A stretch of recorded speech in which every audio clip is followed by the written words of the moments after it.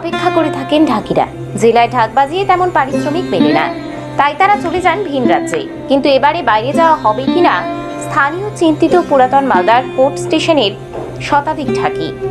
কারণ অন্য রাজ্যে বাংলা কথা বললেই বাংলাদেশি সন্দেহে আটক করা হচ্ছে অনেককে।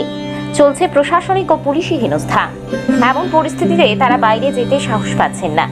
এক ঢাকির কথায়, জেলাতে কোনো পূজা মণ্ডপে ঢাক বাজিয়ে বড়জোর 7 থেকে 8,000 টাকা মেলে, কিন্তু অন্য রাজ্যে সেই টাকার পরিমাণ কয়েক গুণ বেশি।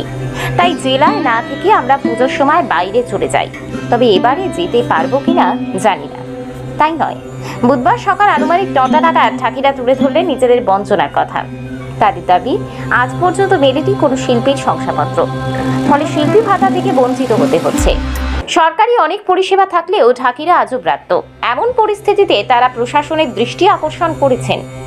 সরকারের কাছে তাদের দাবি, অন্য স্মৃতিদের মতো শিল্পীদের মতো ঢাকিদেরও শিল্পীর মর্যাদা দিয়ে মাসিক একটা ভাতা দেওয়ার ব্যবস্থা করুক রাজ্য সরকার।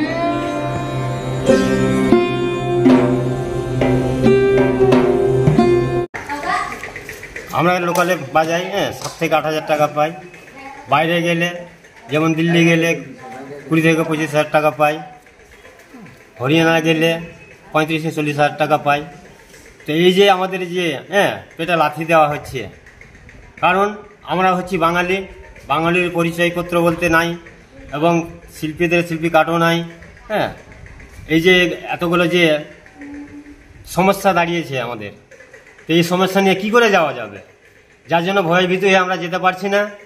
আমরা লোকালেই যেটুকু পাচ্ছি সেটুকু নিয়ে এখন জীবিকা নির্বাহ করতে হবে। কিন্তু সামনে তো পুজো, সামনে পুজো, এই সামনে পুজোর মুখে যদি ভিন রাজ্যে না যায়, তাহলে আমাদের সংসারটা চলবে কী করে? তো তাই সরকারকে বলি, যাতে আমাদের পরিচয়পত্র সুব্যবস্থা করে দেয়, যাতে আমরা ভিন রাজ্যে যেতে পারি, ভিন রাজ্যে থেকে 10 টাকা উপার্জন করে আসতে পারি, জীবিকা যাতে নির্বাহ করতে পারি, যেন আমাদের যাতে কোনো অসুবিধা না হয়। নিজের জেলাতে কত টাকা পান? নিজের জেলাতে ওই তো 7 থেকে 8,000 টাকা। অনেক টাকা লস তো আমাদের। সারা বছর তো এই দিনটার অপেক্ষায় থাকে না, আমাদের এই ঢাক নিয়ে আমাদের জীবিকা নির্বাহ।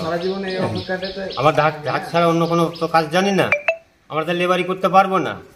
পরবর্তীতে আমাদের এই যে আস্তে আস্তে বয়স হচ্ছে, ঢাকে শক্তি লাগছে।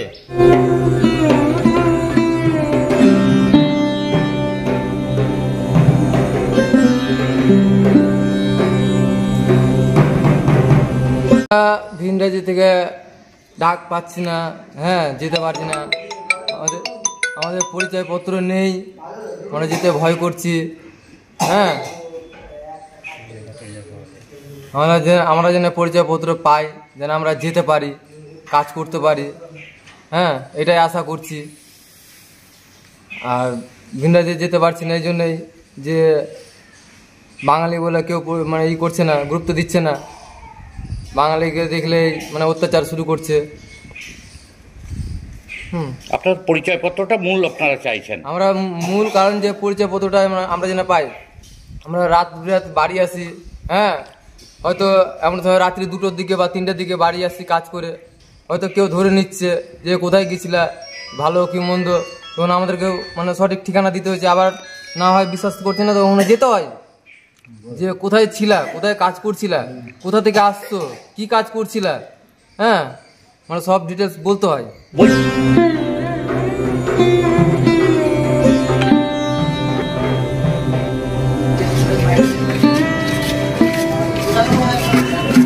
না, যাচ্ছি না, যেতে পারছি না। কেন?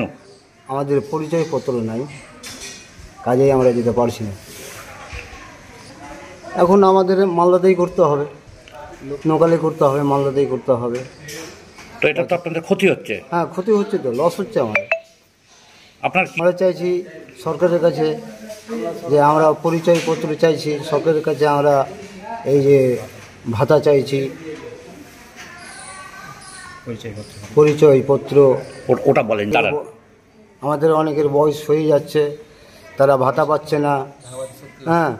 ঢাক বাজাতে শক্তি লাগছে, বাড়িতে বসে যাচ্ছে, তাহলে তারা তখন কি খাবে, কি খেয়ে বাঁচবে? পেনশনের ব্যবস্থা করে দেয়। সরকারকে আমরা বলছি যে সরকার আমাদের যেন পেনশনের ব্যবস্থা করে দেয়। সংসার চলবে কি করে আমাদের? এই যে পুজো, এই যে পুজোতে আমাদের ক্ষতি হচ্ছে, লস হচ্ছে, তাহলে আমাদের সংসার কিভাবে চলবে? আমরা কিভাবে চলবো? আপনার নাম? আমার নাম বিনয় রবি দাস।